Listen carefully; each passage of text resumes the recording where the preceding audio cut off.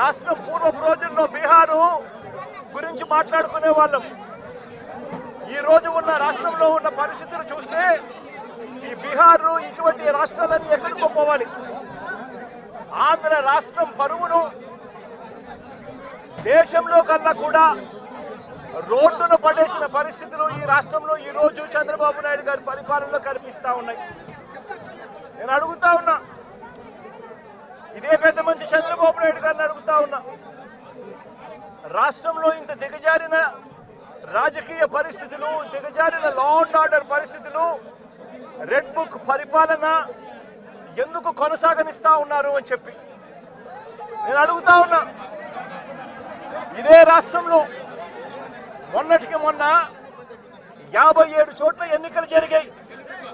ఈ 57 చోట్లకు జెడ్పీ చైర్మన్లు ఎన్నుకునే కార్యక్రమం కానీ, ఎంపీపీ వైస్ ఎంపీపీలను ఎన్నుకునే కార్యక్రమం కానీ, కోఆప్షన్ సభ్యులను ఎన్నుకునే కార్యక్రమాలు కానీ, ఉప సర్పంచ్ ఎన్నుకునే కార్యక్రమాలు కానీ, వీటి అన్నింటిలోనూ కూడా 57 చోట్ల రాష్ట్రంలో ఎన్నికలు జరిగితే 7 చోట్ల చంద్రబాబు నాయుడు గారికి వాతావరణం సరిగ్గా లేదు అని, తాను గెలిచే పరిస్థితి ఎక్కడా కూడా కనిపించడం లేదు అని, ప్రలోభాలు పెట్టడానికి ఇంకా సమయం కావాలి అని ఏకంగా 7 చోట్ల ఎన్నికలు చంద్రబాబు నాయుడు గారు పోస్ట్పోన్ చేయించారు. మరో 50 చోట్ల ఎన్నికలు అనివార్య పరిస్థితుల్లో, ఇక జరగక తప్పని పరిస్థితిలో, అంటే చంద్రబాబు నాయుడు గారు ఎంత భయపెట్టినా, ఎంత ప్రలోభాలు పెట్టినా కూడా ఎవరు కూడా లొంగని పరిస్థితి కనిపించిన నేపథ్యంలో ఎన్నికలు జరపక తప్పని పరిస్థితిలో జరపాల్సి వచ్చింది. నేను అడుగుతా ఉన్నా, ఈ 50 చోట్ల ఎన్నికలు జరిగితే ఏకంగా 39 చోట్ల వైఎస్ఆర్సీపీ గెలిచింది. నేను అడుగుతా ఉన్నా ఇదే పెద్ద మంచి చంద్రబాబు నాయుడు గారిని, ఈ 57 చోట్లైనా కూడా చంద్రబాబు నాయుడు గారికి బలం లేదు. గెలిచిన వాళ్ళంతా వైఎస్ఆర్సీపీ సభ్యులు, వైఎస్ఆర్సీపీ బీఫామ్ మీద గెలిచిన సభ్యులు, వైఎస్ఆర్సీపీ టికెట్ మీద గెలిచిన సభ్యులు, వైఎస్ఆర్సీపీ ఫ్యాన్ గుర్తు మీద గెలిచిన సభ్యులు. మరి ఇలాంటి చోట చంద్రబాబు నాయుడు గారికి బలం లేదని తెలిసి ఎందుకు చంద్రబాబు నాయుడు గారు హింసను ప్రోత్సహిస్తూ, ప్రలోభాలను ప్రోత్సహిస్తూ, భయపెట్టిస్తూ, పోలీసులను తన దగ్గర పనిచేసే వాచ్మెన్ల కన్నా హీనంగా కూడా వాడుకుంటూ ఎందుకు చంద్రబాబు నాయుడు గారు ఇంత దిగజారిన రాజకీయాలు ఎందుకు చేస్తూ ఉన్నారు చంద్రబాబు నాయుడు గారిని అడుగుతా ఉన్నా.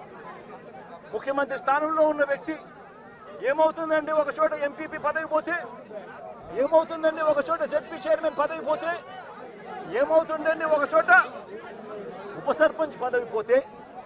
నేను అడుగుతా ఉన్నా ఇదే పెద్ద మనిషి చంద్రబాబు నాయుడు గారి, ముఖ్యమంత్రి కాబట్టి, అధికారంలో ఆయన ఉన్నాడు కాబట్టి, రాష్ట్రంలో ఏ పదవైనా కూడా తనకు బలం లేకపోయినా కూడా, తనకు సంఖ్యాబలం లేకపోయినా కూడా, తాను ముఖ్యమంత్రి అన్న అహంకారంతో ఏ పదవైనా కూడా నాకే కావాలి, ఏ పదవైనా కూడా నేను దౌర్జన్యం చేస్తాను అని చెప్పి లా అండ్ ఆర్డర్ను పూర్తిగా నాశనం చేసిన పరిస్థితుల మధ్య ఈరోజు రాష్ట్రంలో పరిపాలన సాగుతూ ఉంది. ఇదే పెద్ద మనిషి చంద్రబాబు నాయుడు గారిని అడుగుతా ఉన్నా, ఇదే రామగిరిలో ఇదే మండలంలో ఎంపీపీ ఎన్నికకు సంబంధించి ఎంపీపీ ఎన్నికకు సంబంధించి నోటిఫికేషన్ ఇచ్చారు. 10 మంది ఎంపీటీసీ సభ్యులకు గాను ఇక్కడ వైఎస్ఆర్సీపీ 9 సభ్యులు 9 మందిని గెలిచింది. 9 ఎంపీటీసీలు వైఎస్ఆర్సీపీ అయితే కేవలం ఒకే ఒక్క చోట తెలుగుదేశం పార్టీ గెలిచిన పరిస్థితులు. మరి నేను అడుగుతా ఉన్నా, మరి ఇక్కడ ఎంపీపీ స్థానానికి ఎన్నిక నోటిఫికేషన్ జారీ అయితే 9 సభ్యులున్న వైఎస్ఆర్సీపీకి రావాలన్నా, ఒకే ఒక్క సభ్యుడు గెలిచిన తెలుగుదేశం పార్టీకి రావాలన్నా?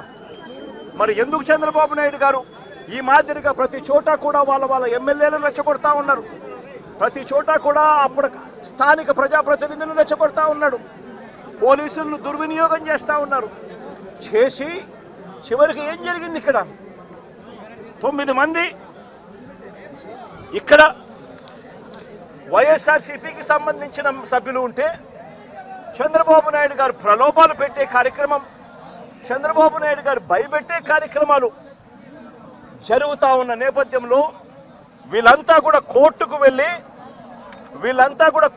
వెళ్ళి కోర్టుల నుంచి వీళ్ళంతా కూడా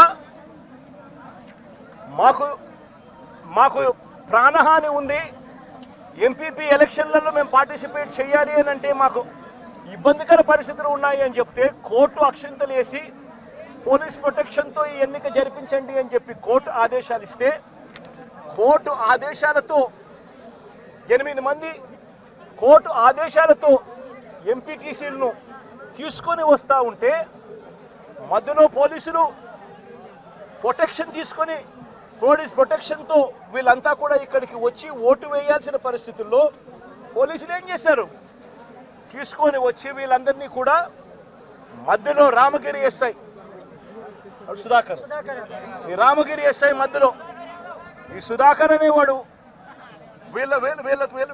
వీళ్ళ కాన్వాయ్లోకి ఎక్కి ఈ ప్రయాణం చేస్తూ ఉన్న ఎంపీటీసీ సభ్యులందరితో కూడా వీళ్ళందరితో కూడా వీడియో కాల్ ఆయన ఫోన్ నుంచి సాక్షాత్తు ఇక్కడ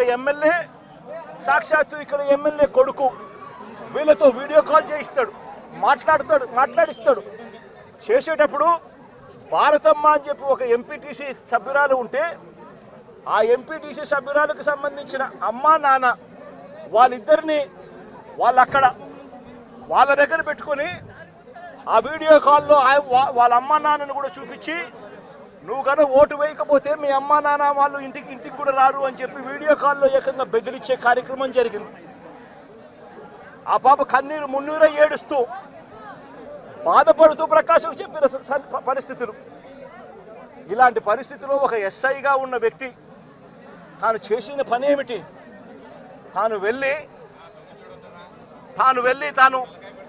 కాన్వాయ్లోకి తాను సెలవు మీద ఉన్నాడట ఎస్ఐ, తాను మామూలుగా పోకూడదట. అలాంటి రామగిరి ఎస్ఐ ఎంటర్ అయ్యి వీడియో కాల్ పెట్టి వీళ్ళందరినీ కూడా భయపడించి ప్రలోభాలు పెట్టి చేసే కార్యక్రమాలు చేశారు.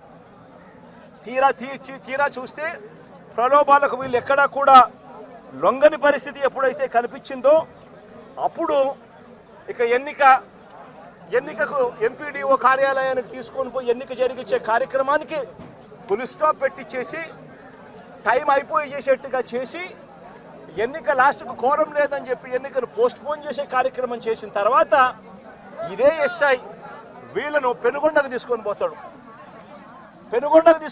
పక్క కాన్స్టిట్యున్సీలో ఉన్న పెనుగొండకు.